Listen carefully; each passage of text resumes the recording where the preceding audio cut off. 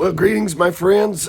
In today's reading, Israel faces their first major crisis as far as fighting battles, and they fought against Amalek. And we read in the scripture where Moses sat on the mountain with his hands raised, and as long as his hands were raised, they were winning the battle.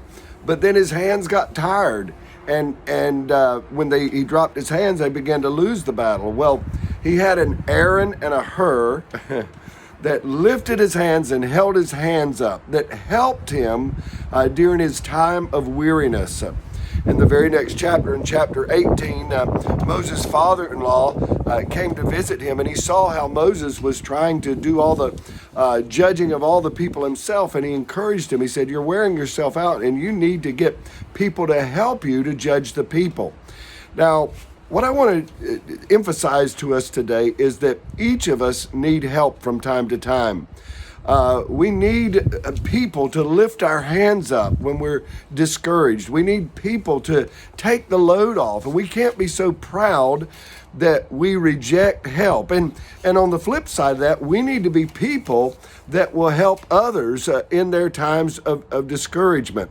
I think of some people that are just loners, so to speak, and they want to do it all themselves. I think of a little child, and oftentimes little children, they say, "Well, I can do it, and they don't want any help, and they end up tearing things up, and here comes mom or dad to try to put it back together for them.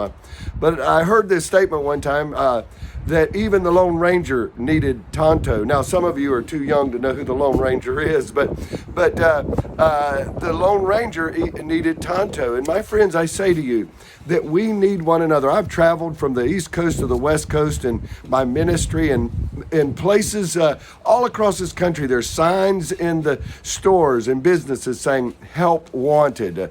And I believe that sign is on many people. They're not literal signs, but it's on many people saying help wanted. And we need to be willing to help other people. You say, "Well, I don't know how to do it. I don't know what to do." My brother-in-law was a chaplain in the military, and he made this statement: sometimes there's a ministry of presence.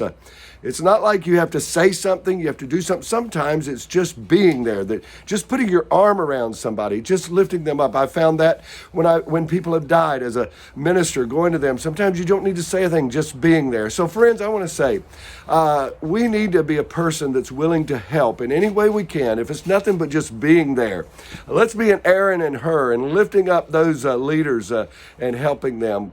Well, God bless you. We look forward to seeing you again tomorrow. Bye-bye.